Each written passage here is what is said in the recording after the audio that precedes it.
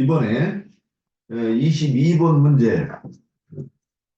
제가 이번 질문하고 제가 답 달면서 제일 어려웠던 부분인 것 같긴 합니다. 요한복음 22번. 하늘과 하늘들에 대해서 이렇게 나연대님이 강론을 하셨는데 짧게 하셨어요. 그런데 이번 하늘과 하늘들에 대해서 요한복음 3장에서도 우리가 말씀을 나눴더라고. 본인이 찾아보니까. 근데 내용이 이게 이제 충분하지 않다는 생각이 들었고, 그래서 요번 하면서 깊은 그 내용이 또 다른 데서 제가 이렇게 좀 본 게 있어요. 그래서 그게 근데 이 자료를 핵심적으로 하는 거를 어제 이 부분은 어제 찾아가지고 올려놨는데, 이번에 그 쌍수, 복수 이렇게 말씀하시는 것들, 그리고 하늘과 하늘들의 차이가 무엇인가. 네. 그러니까 이 정도는 그래도 우리가 정리를 해야 복음을 전할 때도 하나님이 어떤 분인가를 이게 설명하는 어떤 중요한 단서가 되지 않는가 싶어가지고 우리가 나누고 싶었습니다. 자, 오늘 요한복음 6장 41절에 제가 5장이라고 해놨네. 자기가 하늘에서 내려온 떡이라 하심으로 유대인들이 숨겼다 그랬어요. 아, 우리도 예전에는 이 성경 이거 읽으면서 이게 뭔 말인지 이해를 못하고 넘어갔는데 그냥 넘어갔잖아요.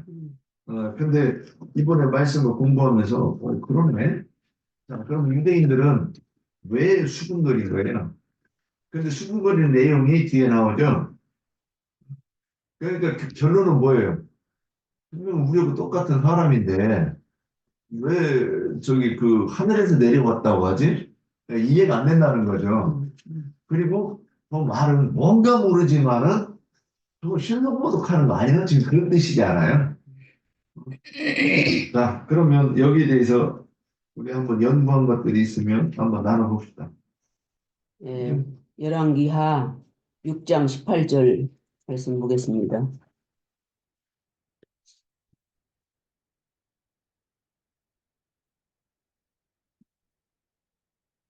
하나님이 참으로 사람과 함께 땅에 계시리이까 보소서 하늘과 하늘들의 하늘이라도 주를 용납하지 못하겠거든 하물며 내가 건축한 이 성전이오리까. 이 말씀이 역대하 2장 6절에도 똑같은 말씀이 있고 열왕기상 8장 27절에도 있고 신명기 10장 14절에도 있더라고요. 똑같은 말씀이. 하늘과 하늘들의 하늘. 이것은 성경에서 말하는 하늘의 개념은 하나님과 동격을 하고 그러셨죠. 하나님이라는 거. 그래서 하늘과 하늘들의 하늘. 먼저 하늘은 단수도 있고 쌍수도 있고 복수도 있다고 그랬어요. 단수, 쌍수, 복수. 단수는 예수님이 말하는데 그 하늘, 예수님의 영을 말하고, 그러니까 예수님의 영은 단수예요. 그 영, 참 영. 그 하늘, 그 참 하늘. 그리고 이거는 이제 성소로 말하면 지성소에 해당되고 셋째 하늘에 해당돼요. 그리고 쌍수 하늘은 예수님의 영과 혼을 겹쳐서 말한다고 그랬어요. 그러니까 예수님의 마음과 혼, 이거는 성소로 말하면 성소이죠. 둘째 하늘. 그리고 복수 하늘은 예수 그리스도와 한 영이 된 형제 자매들을 전체를 말하는 거라고 그랬어요. 그러니까 우리 예수 그리스도와 한 영이 된 형제 자매들이 전체를 말해서 복수 하늘이다. 다른 말로 표현하면 모든 하늘들 이렇게 말씀하셨어요. 그래서 이거는 마당, 성소로 말하면 마당이고 예수님의 몸을 상징하죠. 예수님이 나는 하늘에서 내려온 산 떡이라. 요한복음 6장 41절에 우리가 말씀 읽었죠. 하늘의 개념이 예수님과 유대인들의 개념이 정반대예요. 예수님은 영적으로 말하고 유대인들은 육적으로 말하기 때문에 예수님이 말한 하늘은 유대인들이 이해를 못해요. 영적으로 말하기 때문에. 그래서 예수님이 하늘이라고 하면 하나님이고 최고로 높으신 분, 가장 고귀하신 분이라는 의미에서 말씀을 했고 유대인들이 말하는 하늘 개념은 창공하늘, 허공하늘을 말하고 있어요. 그래서 예수님이 영적 해석 방법과 유대인의 해석 방법이 달라요. 그래서 이해를 못해요. 그래서 예수님이 하신 것을 보고 자기들의 생각과 다르게 한다고 이단자라고 몰아서 죽이기까지 한 사람들이에요. 유대인들은. 그래서 히브리서 8장, 9장, 10절을 쫙 읽어봤어요. 이거는 성전의 모형에 대해서 나왔어요. 그래서 처음 하늘과 처음 땅. 이것은 성소로 상징이 되었는데 성소 마당은 처음 땅을 상징한 것이고 또 성막 안에 들어가면 하늘이 2층으로 되어 있다고 그랬어요. 하늘이 2층으로 되어 있는데 지성소와 성소겠죠. 예수님이 오셔서 둘째 휘장을 찢어버리고 하늘들이 한 하늘이 되게 만들었어요. 그러니까 지성소, 성소로 나눠졌던 직사각형이 이제 정사각형, 성소로 만들어버린 거죠. 이것은 우리 사람의 양심과 마음을 소생시킨 것을 상징한다고 말씀하고 있어요. 그 하늘, 참 하늘이라고 한 것은 그라는 관사가 붙은 하늘은 예수님의 영을 말한다고 그랬죠. 새 땅은 예수님의 마음을 말한 것이고 새 하늘은 예수님의 영을 말하고 새 땅은 예수님의 마음을 말하고 처음 하늘 하면 아담의 죽은 영을 말씀한 것이고 처음 땅은 저주받은 아담의 마음을 말한 것입니다. 인간들의 심령과 마음은 장막에 덮여 있고 육신의 장막 속에 영과 마음이 있어요. 예수님 영 안에 내 영이 들어가야 하고 예수님 마음 안에 내 마음이 들어가서 연합되어야 한다고 그랬어요. 하늘이 두 칸이 하나가 되는 것이 우리가 주님과 연합하는 것이라고 그랬어요. 몸속에 마음 있잖아요. 우리 몸속에 마음. 우리가 마음 먹은 대로 뭐든지 하죠. 마음 속에 또 영이 있어요. 그래서 사람은 육, 혼, 영 그렇게 있는데 우리 가장 주인된 영이 우리 속에가 있죠. 그래서 복음 말씀을 마음으로 받아들이면 복음의 말씀을 듣고 우리가 받아들이면 그 복음의 씨가 성령의 계시를 통해서 우리 심령에 심어졌기 때문에 영이 흘러 들어가서 실제로 사람이 생명으로 거듭난 것, 육이 아닌 영이 거듭난 것으로 아멘. 우리가 배웠어요. 그래서 육신의 일을 표상으로 보여준 것인데 이 표상을 가지고 우리가 실상을 설명한 것이라고 봅니다. 이상입니다. 여기 몇 가지 그 걸리는 표현이 뭐가 걸려요? 여기 그 마음과 혼이라는 말씀을 이렇게 쓰셨는데 그, 음, 혼의 기능은 요 마음이라고 하는 거고 예, 영의 기능은 양심이다 그랬어요. 그래서 혼의 기능이 마음인데 그러니까 이 마음이라고 그러는 게 내가 마음에 든다 안 든다. 그러니까는 혼이 구원을 받는다고 그러는 저는 이렇게 이해를 해요. 혼이 구원을 받는다고 하는 것은 내가 옳다 그르다고 하는 기준이 있잖아요. 그래서 이게 유교적인 관념을 받으면 뭐 그 어떤 그 정절이라든가 충성이라든가 의라든가를 그러니까 이거는 휴머니즘이에요. 사실 그 인간의 어떤 그 모든 것들 옳다 그르다는 거지. 근데 그것이 그걸 어떤 거를 결국에는 뭐 어려서부터 받아들인단 말이죠. 무엇인가요? 계속 우리도 자식 키울 때 항상 그러잖아요. 안 돼, 이거잖아요. 그렇게 하면 안 되를 잘 우리가 생각해 보면 맨날 그 얘기를 하고 있었던 거예요. 근데 그 영향을 받아서 우리도, 이거는 죄사? 지내는 게 당연한 거고, 옳은 거예요, 그거. 근데 기독교에서 저기 사상은 아니잖아요. 그러니까 이게 뭐냐면 마음에서 이게 결정이 되는 거예요, 혼에서. 그러니까 그걸 한번 걸치는 거예요. 그래서 그러니까 영이 죽어 있으면 그 진리가 내 속에서 발현되어 가지고 혼에게 그걸 가르쳐야 되는데 근데 영이 죽어 있으니까 하나님의 영이 내 속에 없고 있으니까 이 혼과 마음만 이렇게 작동을 하니까 들었던 거, 지금까지 내가 들은 거, 그리고 내 본능에서 우러나오는 그 양심의 소리, 그 죽은 양심에서 나오는 소리를 모든 옳음과 그름을 결정한다 이거죠. 그러니까 이거 뭐냐면 옛 땅이라는 얘기예요. 근데 아까 이제 잘 그 설명 잘 하신 것 같아요. 그러니까 영이 그 마음속 깊은 곳에 영그릇이 있고 그 영그릇에 하나님의 영이 임하는 거예요. 그래서 그게 그러니까는 내가 이 복음을 듣는 거는 뭐냐면 영이 살아나려고 하는 거거든.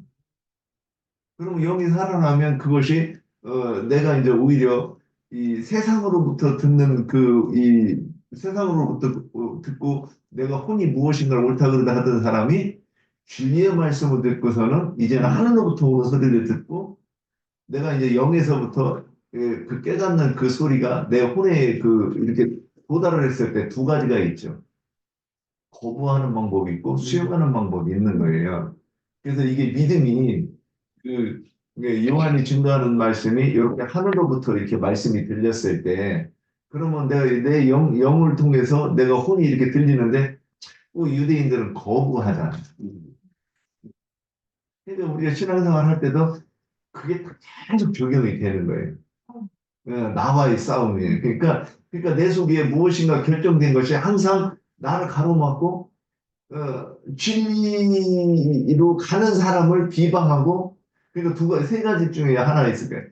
내가 말씀에 순종하는 사람이 있고 중간에서 자기가 결국 그 주인이야. 어떤 자기가 어, 믿는 사람도 비판하고 안 믿는 사람도 비판해.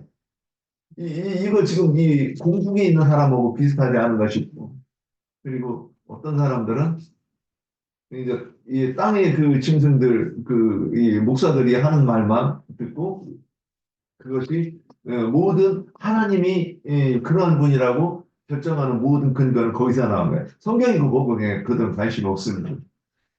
우리가 이제 이런 걸 보면서 아까 마음과 혼 여기에 대해서 이제 하는 부분이 걸렸고 또 하나 그 편승 것이 있면서 뭐 그렇게 넘어갔죠. 예, 다음. 나는 좀 다른 면에서 좀 볼게요. 하늘이라 우리가 옛날에도 나도 저기 수목계 전도를 받아서 그때 수목계로 갔는데 내가 체험한 거예요. 그때 이제 오살리 기도원에 이제 버스를 타고 교회 버스를 타고 이제 오살리 기도원으로 가서 이제 기도를 많이 하거든요. 그러면은 그때는 하늘이라는 개념을 몰랐기 때문에 어디 뭐 이렇게 물질적인 하늘에 어디 계시다고만 생각했어요. 그래갖고 뭐 그때는 처음에 이제 전도를 받아서 갔기 때문에 아무것도 모르죠. 이제 환경으로 주님이 찾아와갖고 다급하니까 이제 오사리 기도원으로 이제 가자고 해서 갔는데 사람들이 다 그 안에 숙소에서 기도원에서 나와가지고 그래 나와가지고 그 하늘을 보면서 막 기도를 하는 거예요. 외치고 막 큰 소리로 막 하나님 앞에 그러니까 나도 그걸 모르니까 하나님 자꾸 위에 계신가? 그러면 이게 나중에 생각하니까 하나님을 끌어내려 모시려고 하는 거더라고요. 나중에 생각해 보니까 그래서 나도 그들처럼 근데 초신자고 아무것도 모르니까 그들은 그래도 좀 오래 다녔던 사람들이라 막 기도를 유창하게 잘해요. 근데 나는 기도도 안 나오는 거야. 내 상황이 급하고 막 그런 급박한 상황인데도 그런 슬픈 상황인데도 기도는 안 나오더라고. 그런 기도는 그래서 저 사람들이 하나님을 끌어내리려고 막 외치고 막 아주 했었는데 나도 따라서 해봤어요. 근데 너무나 어설프고 정말 이게 하나님이 내 목소리를 들으실까? 저기 어디 풍창에 어디 하늘에 물질적인 하늘에 계신 주님이 과연 우리의 기도를 들어서서 주님 들으실까? 저렇게 먼 데 계신데 이제 그렇게만 생각했거든요. 근데 이제 그 지방교회로 이제 그 순복음에서 이제 지방교회로 갔는데 그때부터 이제 우리 영혼 몸이 있다는 것을 지방교회에서 가르치더라고요. 그래서 아 그거는 하늘이라는 것은 우리 양심이지 어디 물질적인 하늘이 참 하나님 주님이 거기 계신 게 아니다.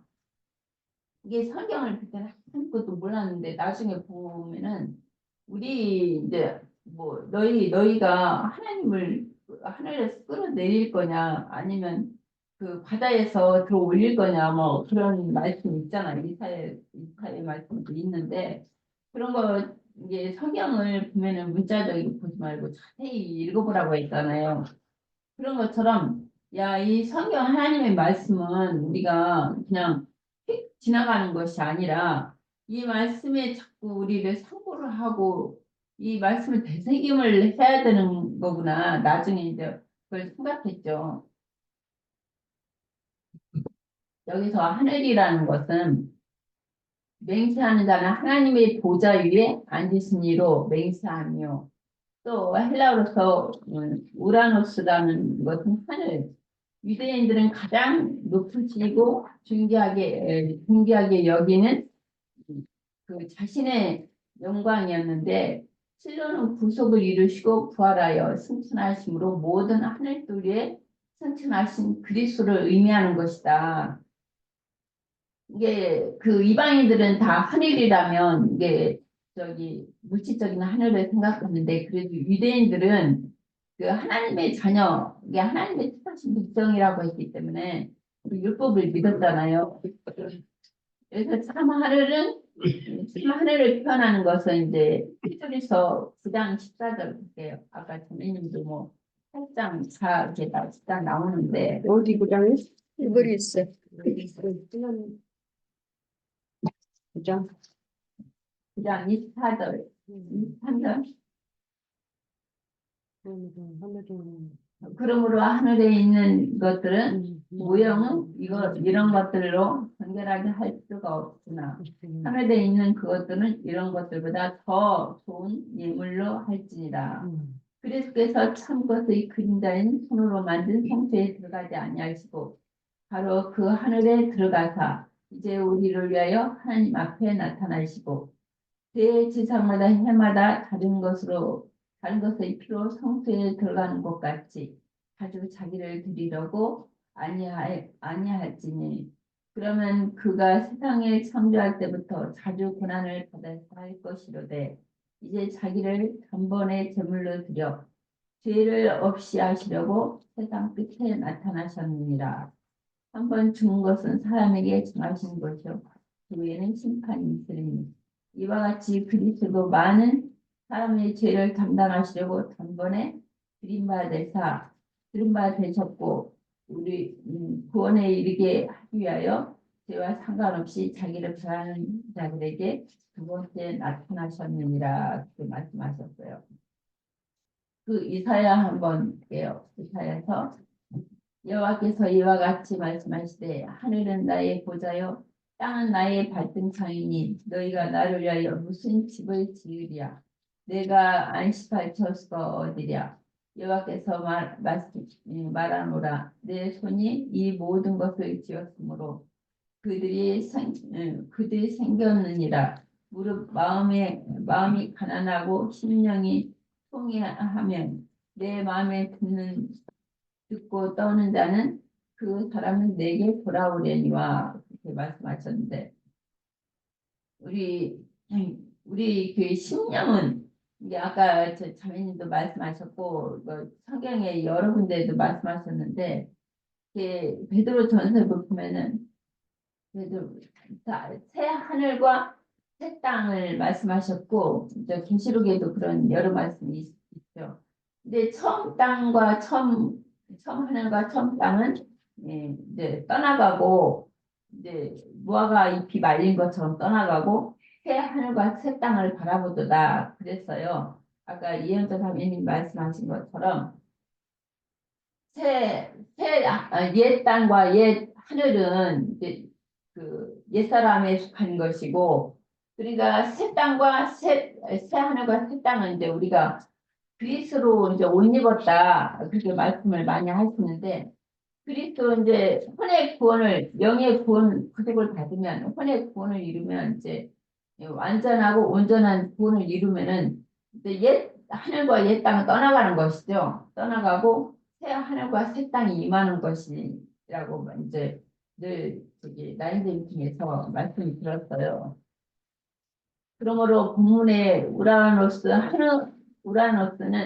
하늘은 하나님의 임재이며 가정하신 임재 처소이고 곧 예수님의 영이라는 의미로 쓰여졌으며 예, 인격적인 의미에서 하나님 자신과 동료로 사용되어 있는데 예, 의인화된 표현입니다. 이게 마태복음 21장 25절에서 나오고 누가복음 21장 30에서 31절 이제 누가복음에도 나오고 누가복음 2장 4절에서 50절 이제 이거 다 읽을 수는 없고 하늘을 두고 맹세하는 것은 하나님의 신성한 인격으로 맹세하는 것이다.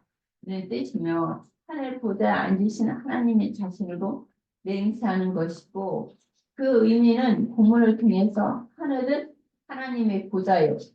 하늘 보좌에 앉으신 하나님과 동인격으로 동인격으로 알 수 있는 것인데 본문의 보좌는 헬라어로 트로노스라는 하나님의 얼굴, 말씀, 영광, 빛 발산되는 근원적인 가진 예수님의 영이라는 뜻입니다. 그렇게 말씀하셨어요. 이게 하늘이라는 것은 우리가 단순하게 그냥 하늘이 아니라 이게 여기서는 이게 하나님의 얼굴, 이 말씀, 영광, 빛, 발산된 근원적인 자리, 하나님의 영이라는 이 뜻을 말씀하시고 계시고 헬라어로 드라노스라는 용어는 왕이나 지배자나 권자나 사용되고 있고 그게 우리가 그 임금들 이렇게 저기 하면은 그 정치에서 만약에 옛날에 그 뭐지 수ước 같은 걸 보면은 예, 지금도 그런 말씀이 있어요. 아이 그 임금은 왕은 하늘에서 내린다 그런 말이 있고 이게 성경에서도 뭐 지배자나 왕이나 권자나 그런 데는 이제 하늘이라고 많이 사용이 됐다는 것이죠. 그래서 하나님의 보좌 자리는 우리가 하늘과 동등한 위치로 이게 하늘이라는 것은 하나님의 그 주의 말씀이죠. 말씀을 이제 하늘이라고 하고 이제 그 인격을 말하는 것이고 아까 여기서도 빛과 뭐 그런 권자를 말씀하시고 왕을 말하는 거고 이제 하늘과 동등한 지위로 사용되며 승천하신 예수 그리스도의 영광 보좌로 표현된다. 본문에서 문맥의 흐름을 볼 때 물질적인 생계의 창공이라는 의미가 아니라 하나님 자신의 인격으로 인격화하는 하늘이라고 표현됐는데 하나님의 보좌를 두고 맹세하는 것은 하나님 자신, 인간의 인격적으로 맹세하는 것이라고 설명하고 있습니다. 이게 우리가 전에 알고 있는 그런 물질적인 창공 하늘이 아니라 우리가 그 참 하늘이라는 것, 새 하늘이라는 것은 우리가 거듭난 그 양심을 말씀하신 거고 아까 이현자자매님 뭐 성소를 저기 광야 성소를 말씀하시는데 우리가 그 마당은 이게 몸을 말하는 거고 성소와 지성소는 이제 그 우리가 새 예루살렘을 보면은 내몸 반듯하다고 했어요. 그런 것처럼 어디 규격이 뭐 틀어진 거나 삐뚤어진 것이 없이 이게 반듯한 이게 사각으로 내몸 반듯한 그런 이제 그런 구원을 말씀하시는 건데 우리가 그 거듭나지 않으면 성소와 지성소가 하늘이 하나가 될 수가 없어요. 이게 하나가 되려면은 우리가 거듭는 양심이 죽은 양심이 살아나서 그 중간에 주님이 이제 십자가에 죽으실 때 시장이 찢어 위에서부터 밑에까지 찢어졌다고 하는데 성소와 지성소가 가로막힌 피단이 틀어져야 이제 하늘과 땅이 하나가 되는 것이 짝수가 되는 거예요. 예, 그런 것처럼 우리가 이런 짝수가 되려면은 여전히 우리가 그 말씀을 주님의 말씀을 끊임없이 우리가 그 공급을 받아야 이런 새 하늘과 새 땅으로 이게 만들어진다고 봐요. 음. 네, 앞에서 거의 다 말씀을 하셨는데, 어, 거의 반복이 될 수밖에 없는데, 그래도 준비한 거니까, 말씀드릴게요. 일단 요한복음 6장 51절에서 예수님께서는 나는 하늘에서 내려왔다, 이렇게 말씀하시죠. 나는 하늘에서 내려온 살아있는 떡이다, 이렇게 말씀하셔요. 그리고 57절에서는 살아계신 아버지께서 나를 보내셨다 이렇게 말씀을 합니다.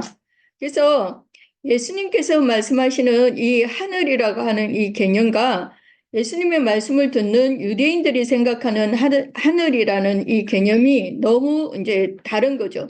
그래서 예수님이 하시는 말씀을 알아듣기도 어려웠거니와 이해를 하지 못해서 제자들까지도 수군거렸다는 거죠. 이 예수님의 말씀에.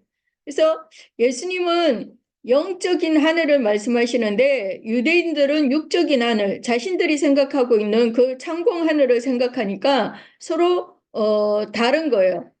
그래서 예수님께서는 나는 하늘로서 내려왔다고 이렇게 말씀하시고 또 아버지께서 나를 보내셨다 그렇게 말씀을 하시므로 예수님이 말씀하시는 하늘은 하나님 아버지를 의미하는 그런 말이 되는 거죠. 그러니까 예수님이 지금 하늘이라고 하신 말씀은 하나님을 염두에 두고 하신 표현이고 하나님과 동격인 표현이라는 겁니다. 그래서 예수님이 하늘이라고 말씀하신 그 개념은 가장 고귀하고 높으신 분이라는 그런 개념으로 하늘이라고 지금 말씀을 하신 거예요. 가장 높으시고 고귀하신 분, 그분이 하늘, 곧 하나님이시고 예수님은 하나님께로부터 오신 것이고 그래서 내가 하늘로서 왔다 그렇게 말씀을 하신 것이죠. 그래서 우리가 창세기 1장 1절을 보면 태초에 하나님이 천지를 창조하시니라 그랬는데요. 그래서 이거는 개역개정이지만 해복역에 보면 태초에 하나님께서 하늘들과 땅들을 창조하셨다 이렇게 말씀을 하고 있거든요. 그래서 여기에 하늘은 스트롱 그 코드 넘버로 8064번, 8064번. 그래서 히브리 단어로는 샤마임이라는 그런 단어예요. 그래서 땅은 스트롱 코드 넘버가 776번으로 히브리어로 아레츠라는 그런 단어인데 이 두 단어에는 정관사가 붙어 있어가지고 하샤마인가 하아레츠 그러니까 그 하늘들과 그 땅이라는 말이에요. 그래서 히브리에서 이 하라고 하는 이 정관사는 영문으로는 the, the라고 하는 표현인데 우리나라 말로는 그라는 단어가 돼요. 그러니까 그 하늘들이라고 하는 이 하샤마임 이렇게 복수의 하늘들이 이렇게 되는데 여기에 하라고 하는 정관사가 붙어서 그 하늘들이라고 하면 오직 조물주 하나님한테만 붙이는 고유 정관사라는 거예요. 그 하늘이라면 하나님한테만 해당되는 거죠. 그래서 그 하늘은 조물주이신 하나님 자신을 말하는 것이고 그런데 쌍수니까 뭐 신이 둘이라는 그런 말이 아니고 예수님의 영과 혼을 말하는 거예요. 그러니까 예수님의 영혼이 참 하늘이고 하늘들이라는 그런 말이 되는 거예요. 그리고 하아레츠는 예수님의 몸인 땅을 말하는 거예요. 저도 이전에는 이 쌍수와 복수를 그런 개념을 분명하게 이렇게 가르지 않고 뭐 같은 개념이겠지 이렇게 생각을 했는데 약간의 이제 그 차이가 있죠. 복수라 그러면은 이 책이면 책이 한 권이면 단수잖아요. 근데 두 권 이상이면 책들 이래갖고 복수가 되잖아요. 사람도 마찬가지죠. 사람 한 사람이면 단수로 사람, 두 사람 이상이면 사람들 이런 복수가 되는데 근데 쌍수는 어떤 차이가 있나? 제가 이번에 이제 그걸 생각해 봤는데 쌍수라고 그러면 우리 몸에서도 이 입술과 같이 이 두 개가 하나잖아요. 그죠? 입술 두 개가 하나죠. 귀도 두 개가 하나인 거예요. 이 사람한테. 이걸 쌍수라 그래요. 그러니까 예수님이라는 한 사람 안에 영과 영이 존재하고 혼이 존재한다는 거예요. 영과 혼이 존재하는 거예요. 그래서 쌍수라고 하는 거예요. 그래서 계시록 21장 2절에도 또 내가 보매 거룩한 성 새 예루살렘이 하나님께로부터 하늘에서 내려오니 그 준비한 것이 신부가 남편을 위하여 단장한 것 같으라. 이렇게 예수님의 재림을 표현할 때도 하늘의 하나님께로부터 거룩한 성 새 예루살렘이 내려온다. 이렇게 말씀을 하고 있는 거죠. 그러면 이제 그라는 고유 그 정관사가 붙지 않는 그러면 하늘들은 어떤 하늘들이냐? 그러니까 예수님이 하나님께로부터 하늘에서 내려오셔가지고 자기 땅 자기 백성들에게 오셨는데 그들이 영접하지 않았다고 했죠. 그러나 영접하는 자, 곧 그 이름을 믿는 자들에게는 하나님의 자녀가 되는 권세를 주셨는데 이는 혈통으로나 육적으로나 사람의 뜻으로 나지 아니하고 오직 하나님께로부터 난 자들이다. 그렇게 말씀하고 있어요. 그러면 예수님을 영접한다는 것이 말씀이 육신이 되어서 오신 그분, 즉 말씀을 믿고 받아들이는 걸 말하는 거죠. 그죠? 그러면 다른 말로 또 표현을 하면 우리가 예수님 안에 들어가는 것이 되고 또 주님이 내 안에 내가 주님 안에가 이런 되는 건데 그걸 다른 말로 하늘에 앉혀졌다 그렇게 말을 하잖아요. 그러면 하늘이신 하나님을 영접하고 믿음으로 내가 하나님의 자녀가 되는 권세를 받았고 하늘에 앉혀진 자가 됐다는 것은 나도 하늘이 되었다는 뜻이죠. 그렇죠? 그러면 우리의 영과 우리의 혼이 예수님의 영과 예수님의 혼의 연합이 되어져서 예수님과 하나가 되어지면 예수님 자체가 하늘이시니까 우리 또한 하늘이 되는 거죠. 그런데 영과 혼은 쌍수로 이렇게 표기되는 그런 하늘들이고 그래서 우리 주님의 영과 혼에 연합되어진 믿는 성도들을 하늘들이라고 이렇게 표현을 하고 조물주 하나님에게는 하라는 그 고유 정용사가 붙어서 그 하늘들이라고 이렇게 표현을 하는 겁니다. 예, 여기까지 말씀드리겠습니다. 아멘. 예, 우리가 이제 그 단수 그러면 이제 우리 단수는 배당할 수 있죠. 뭐예요? 하나인 거죠. 하나님 자신. 하나님 그 부분에 대해서는 이제 단수를 쓸 수 있을 거예요. 그래서 여기서 이제 쌍수가 나와요. 쌍수. 요게 좀 헷갈릴 수가 있어요. 그래서 뭐냐면 나인재님이 말씀한 이 아니요, 하나님 자신도 단수라고 표현하면 안 돼요. 하나님 안에는 그 영과 혼이 같이 존재를 하기 때문에 예. 그래서 쌍수라는 거예요.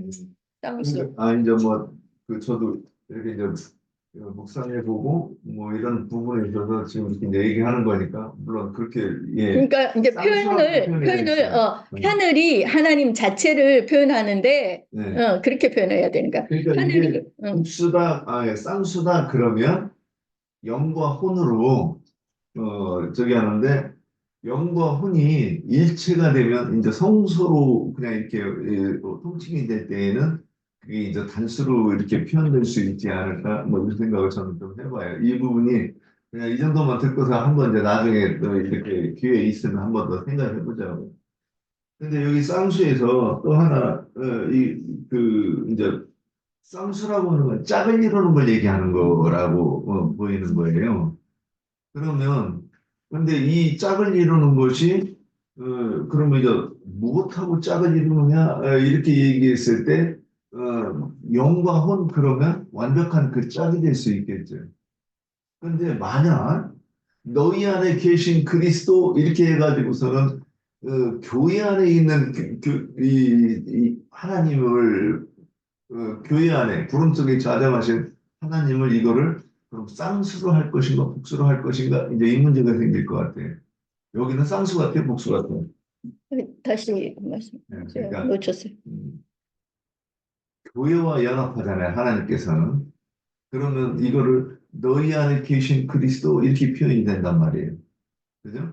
그러면 이 너희라고 하는 거는 쌍수인가 복수인가? 복수죠. 예, 복수. 예, 그래서 이게 이제 이렇게 그 어떤 구분을 이렇게 해가면서 이 하나님 그러니까 성경에서 하늘이라고 표현되어 있는 그 표현들이 이렇게 세 가지 정도로 표현되는 것 같다. 그러면 그거를 한글 성경으로 하면 이거를 구분이 안 된다. 그러니까 한글 성경만 가지고 우리가 보고 읽는다고 해가지고 내가 이 뭘 성경을 연구해서 가르치면 큰일 날 수가 있다. 이제 이거를 이제 저는 이런 부분을 좀 얘기하고 싶었어요. 그래서 우리가 그 헬라 히브리 성경을 굳이 찾아가면서 이렇게 이야기하는 부분은 이런 오류가 빠지면 안 되니까 우리가 조심하자 그런 뜻에서 이제 말씀을 나누는 거라고 이렇게 봐요.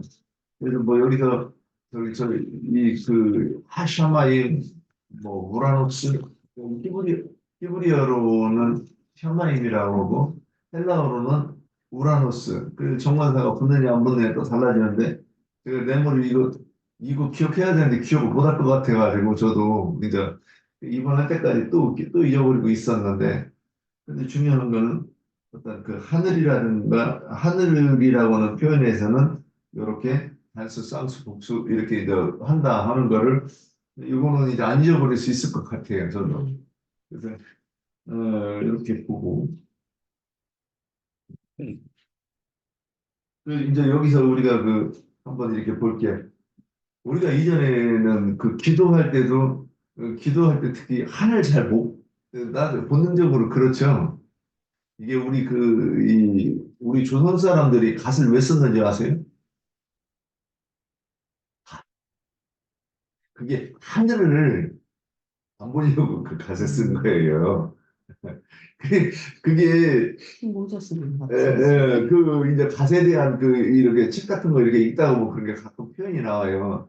이 하늘을 안 보려고 하는 그런 부분이 있어요. 왜 그러냐면 하늘을 신이 거하는 그러니까 우리 이제 동서고금을 막론하고 서양에서는 제우스가 사는 곳이 하늘이잖아요. 우리 동양에서는 옥황상제께서 사시는 곳이죠. 이게 그 어떤 본능적으로 저 위에는 저기 신이 살고 있는 존재라고 하는 게 있어요. 근데 이제 재밌는 거는 뭐냐면 우주선을 타고 이렇게 올라가 보면 있잖아요. 이게 여기서 보이는 그 하늘에 대한 정체가 없어요. 아무리 올라가도 뭐 똑같아 계속. 게다가 이제 우주 밖으로 나가면 여기서 별을 보는 것처럼 그 달에서 보면 지구가 이렇게 보이는 거예요. 그러니까 하늘이 어디냐고 우주인들한테 얘기하면 이 하늘에 대한 정체가 모호해지는 거예요. 그래서 나영재님도 달에서 보면 지구가 하늘이다 그러는 거예요. 그러니까 우리가 생각하는 그 하늘은 그게 아니다. 이제 이 얘기를 하시기 위해서 달에서 보면 지구가 하늘이잖아. 이 얘기를 이렇게 했단 말이에요. 그런데 하늘에 이제 표상이 뭐냐면 하늘에 뭐가 있어요? 네, 해와 달과 별이 있어요. 근데 옛날에는 저기 예, 공중이라고 하는 표현이 있으면서도 공중도 하늘이고 이런 그 개념이 명확하지 않을 때가 있었죠. 우리가 성경을 배우니까 이제 공중과 하늘과 하늘, 땅 이렇게 이제 구분해서 봅니다.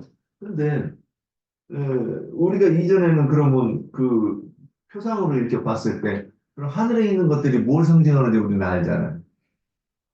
거기에 해와 달과 별. 그러면 이거 뭐 어떻게 표현해야 돼요? 하늘들. 이렇게 표현되는 거예요. 그래서 엘로힘도 저는 성부와 성자와 성령 이렇게 표현하는 줄 알아. 이렇게 표현해야 되는 건가 그랬더니 지금 이걸 얘기하는 거래요. 이 별들과 하나님이 그러니까 해와 달 뭐 이렇게 뭐 별이 포함되는 거니까 그러면 요거를 상징한다 이렇게 얘기하는 거예요. 그러면 그 이제 상적으로 그렇게 보이는 거예요. 만물을 그렇게 만들어 놓으시고 성경을 이렇게 써야 우리가 그 이 만물을 통해서 하늘을 이해할 수 있지 않느냐 이제 그렇게 그래서 이 만물이 필요했다는 거죠.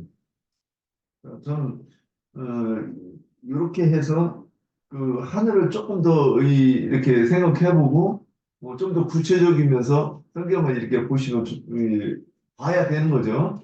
네, 자, 그러면 다음에 또 이제 기회가 있으면 또 하늘에 대해서 나오면 꼭 한번 하지요, 뭐. 그만해요. 이제 완전히 알았어. 인연이 돼서 완전히. 아니 이제 우리가 만약에 그럴 때는 더 나가는 뭔가가 있어야 하는 거죠. 저도 실시할 수 있는 게 하는 거 있어야 하는 거고. 자, 그러면 예, 오늘은 여기까지 말씀 하고 마치겠습니다. 예, 수고하셨습니다.